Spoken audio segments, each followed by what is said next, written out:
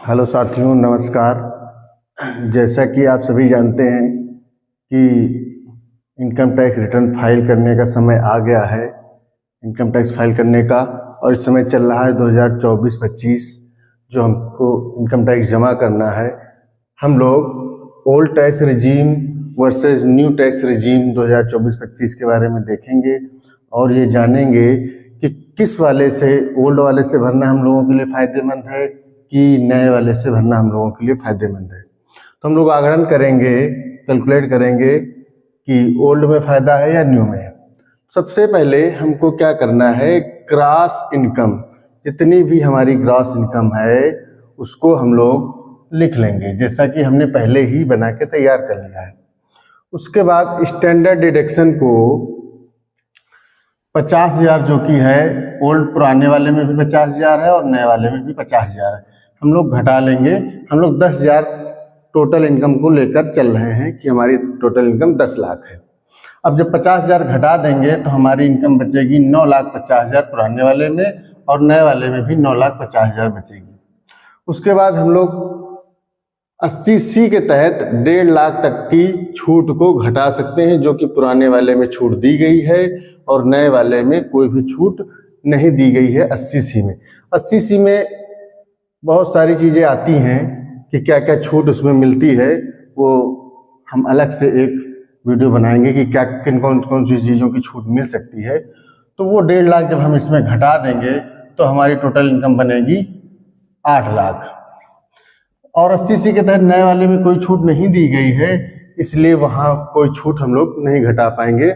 और उसके बाद हम लोग जानते हैं कि 80CCD1B NPS जो हम लोगों का टोटल सैलरी का 10% कटता है, उस कटौती का 50,000 तक का हम लोग अलग से इसमें घटा सकते हैं। और NPS की कटौती की छूट जो है 80C में भी मिलती है, लेकिन 50,000 अलग से हम लोग जब घटाएंगे इसमें तो हमारी इनकम हो जाएगी 7,50,000 ओल्ड वाले में, और नए वाले में इसकी छूट नहीं है। उसके बाद अगर हम लोग HRA का लाभ लेना चाहते हैं तो हमारा जितना HRA बनता है उसमें कई सारे रूल हैं, तो अगर उसमें छूट लेना चाहते हैं तो हम लोग इसको भी घटा लेंगे पुराने वाले में, नए वाले में कोई छूट नहीं है। और उसके बाद हम लोग देखते हैं कि होम लोन इंटरेस्ट, अगर हम लोगों ने होम लोन ले रखा है और उसके जो इंटरेस्ट जमा करते हैं पूरे साल का, तो उस साल का इंटरेस्ट जो है 1.5 लाख तक की छूट जो है इसमें दी गई है। आप मान लीजिए 2 लाख जमा करते हैं, आपका इंटरेस्ट 2 लाख पड़ा या 3 लाख पड़ा, लेकिन छूट आपको 1.5 लाख तक ही मिलेगी। तो ये है 80EE के तहत। तो हम लोग जब 1.5 लाख तक की छूट घटाएंगे तो हमारी टोटल इनकम हो जाएगी 6 लाख। 6 लाख इनकम हो जाएगी, 1.5 लाख घटा दिया 7,50,000 से। इसमें ये छूट नए वाले में ये किसी भी प्रकार की छूट नहीं दी गई है। उसके बाद हम लोग अगर हेल्थ इंश्योरेंस लिए हैं तो 80D के तहत 25,000 तक की छूट को ओल्ड टैक्स रिजीम में घटा सकते हैं। अगर आपने लिया है तो आप घटा दीजिए और नहीं लिया है तो छोड़ दीजिए।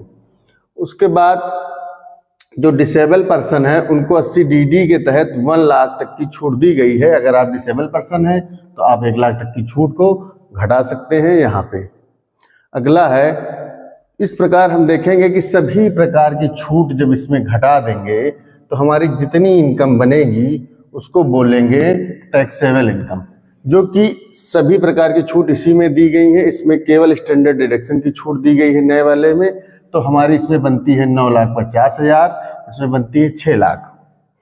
फिर हम लोग देखेंगे कि कैसे जो है जो टैक्स स्लैब है 5%, 10%, 15%, 20%, 30% कैसे कैलकुलेट करेंगे। तो पहले पुराने वाले में हम लोग देख लेते हैं, फिर नए वाले में देखेंगे। पुराने वाले में क्या है, टैक्स स्लैब 5% है। ये है 2.5 लाख से 5 लाख तक की आपकी इनकम पे 5% टैक्स पड़ता है, और 0 से 2.5 लाख तक की इनकम को टैक्स फ्री रखा गया है। तो अगर 2.5 लाख से 5 लाख तक की इनकम देखेंगे तो 6 लाख में 2.5 लाख से 5 लाख तक में 2.5 लाख रुपए आएगा। उसको 2.5 लाख रुपए को 5 से गुणा करके और 100 से भाग करेंगे तो 12,500 रुपये आ जाएगा। ये हमारा टैक्स बना 5% के हिसाब से। अब हम देखते हैं कि पुराने वाले में 10% और 15% का टैक्स स्लैब नहीं दिया हुआ है। इसमें कोई टैक्स स्लैब नहीं दिया हुआ है, इसलिए इसकी कैलकुलेशन को नहीं करेंगे। और 5% के बाद सीधा 20% का टैक्स स्लैब है, और ये है 5 लाख से 10 लाख तक की इनकम पे आपको 20% का टैक्स देना पड़ता है। तो हमारी 5 लाख से 10 लाख के ऊपर की इनकम 6 लाख में 1 लाख है, इसलिए 1 लाख का 20% निकालेंगे तो ये बनेगा 20,000 रुपये। 20,000 रुपये ये हमारा बन गया 20% के हिसाब से। और इससे ज़्यादा हमारी इनकम नहीं 6 लाख ही है, इसलिए हमारा टैक्स 12,500 और 20,000 रुपये जोड़ेंगे हम लोग, और इस पे 4% सेस लगेगा। सेस होगा 1,300 रुपये, 4%। 20,000 और 12,500 यानी 32,500 पे 4% का सेस लगाएंगे तो 1,300 बनेगा। और इस हमारा टोटल इनकम टैक्स बन रहा है 33,800। अगर हमारी ये इनकम 5 लाख से कम होती तो हमें 87A के तहत 12,500 की छूट मिल जाती, टैक्स रिबेट मिल जाता, और हमें जो है टैक्स नहीं देना पड़ता। लेकिन हमारी इनकम 6 लाख है, इसलिए हमें इस पे टैक्स रिबेट नहीं मिलेगा। इस प्रकार हमने देखा कि हम पुराने से अगर 10 लाख हमारी इनकम है, पुराने वाले टैक्स से भरेंगे, कैलकुलेट करेंगे तो हमारा 33,800 टैक्स बन रहा है। अब नए वाले में देखेंगे कि नए वाले में कैसे कैलकुलेट करेंगे। तो नए वाले टैक्स में हमारी टोटल इनकम स्टैंडर्ड डिडक्शन घटाने के बाद 9,50,000 बची, और इसमें 3 लाख से 6 लाख तक पे 5% टैक्स पड़ रहा है। और अगर 3 लाख से 6 लाख तक में देखेंगे, 0 से 3 लाख तक पे टैक्स फ्री है, कोई भी टैक्स नहीं लिया जा रहा है।